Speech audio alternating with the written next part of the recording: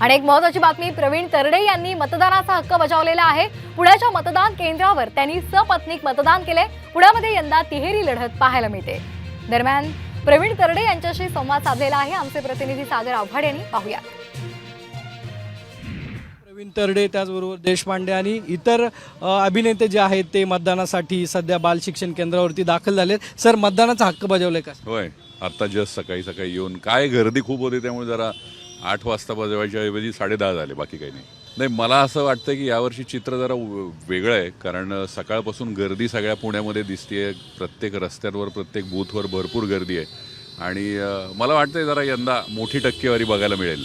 हे बघ, मतदान हा लोकशाहीचा सगळ्यात मोठा उत्सव आहे आणि तो आम्ही सेलिब्रेट करायला आलोय आणि तो जोरात सेलिब्रेट करणार। कालपासून पुण्यात एक वेगळं चित्र पाहायला मिळतंय। भाजप रस्त्यावर उतरतीये, कधी काँग्रेस रस्त्यावरती उतरतीये। उतरलं पाहिजे ना, ते त्यांचं ते पोटापाण्याचा व्यवसाय रे राजकीय माणसांचा। त्यांनी रस्त्यावर उतरलं पाहिजे ना। ते जर रस्त्यावर नाही उतरले तर ते लोकांना दिसणार कसे?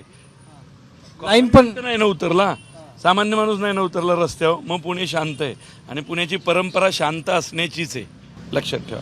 आता अजून जायचंय आतमध्ये, अजून करायचंय, पण छान गर्दी तरी दिसते आता पुण्यामध्ये इथून। धमाल वातावरण, फॅन्टॅस्टिक। पुणेकर एकदम रस्त्यावर उतरलेत, म्हणजे तुला आतमध्ये जी गर्दी दिसते, क्या बात आहे, जोरात चालले।